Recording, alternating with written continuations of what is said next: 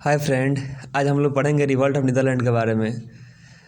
दोस्तों यार हमने जो है पढ़ रहा था रिवॉल्ट ऑफ नीदरलैंड के बारे में, देखा कि बहुत आसान भाषा में है दिया गया है, इसमें कुछ मॉडिफाई करने का ज़रूरत नहीं है। हमें लगा आप ज़रूर इसे आसानी से समझ लेंगे, इस ब्रीफली भी समझाएंगे हम बाद में।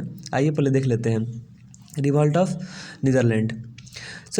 दोस्तों इसका कालखंड क्या रहा, इसका पीरियड क्या रहा रिवॉल्ट ऑफ नीदरलैंड का, तो 1556 से 1598 के बीच रहा नीदरलैंड। आप मानचित्र में अभी देखिएगा नीदरलैंड को तो नहीं आपको मिल पाएगा, क्योंकि वर्तमान में नीदरलैंड को हॉलैंड और बेल्जियम के नाम से जाना जाता है। 16वीं शताब्दी में नीदरलैंड के नाम से जाना जाता था। नीदरलैंड में 16वीं शताब्दी में व्यापार और वाणिज्य की दृष्टि से अत्यंत महत्वपूर्ण था। इसका राजा कौन था नीदरलैंड का? चार्ल्स पंचम था।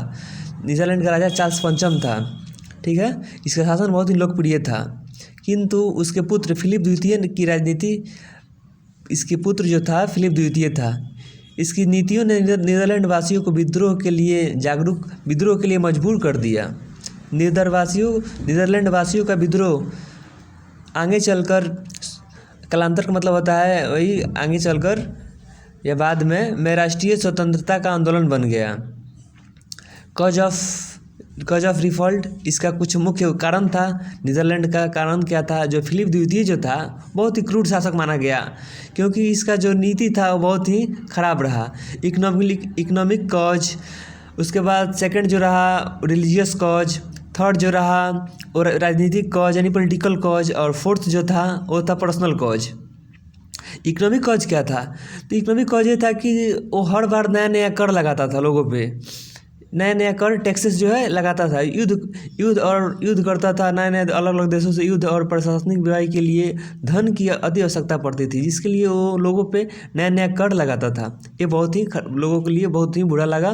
एक कॉज था, मेन कॉज था रिवॉल्ट ऑफ नीदरलैंड का। सेकंड जो था रिलीजियस कॉज, वो जो था कैथोलिक था। फिलिप द्वितीय जो था और सभी लोगों पर थोपना चाहता था कि इसी धर्म को पालन करें। लोग इसको लेकर भी बहुत नाराज थे। और थर्ड जो था राजनीतिक कारण, पॉलिटिकल कॉज, अपने उद्देश्य की पूर्ति के लिए भी अलग अलग नियम बनाता था। ये बहुत ही लोगों को बुरा लगा। और फोर्थ जो था पर्सनल कॉज में, वो क्या था कि स्पेन में उसका जन्म हुआ था। उसको पूरा कल्चर जो था स्पेन ही था, उसका पूरा स्पेन का ही कल्चर, और वहाँ के लोगों से ज़्यादा अटैच रखता था। स्पेन के लिए लोगों के लिए सहानुभूति उसकी ज़्यादा थी कंपेयर टू नीदरलैंड। नीदरलैंड के तुलना में जो है सहानुभूति स्पेन के प्रति, लोगों के प्रति सहानुभूति थी, इसके लोग बहुत नाराज थे। ये भी एक कारण था।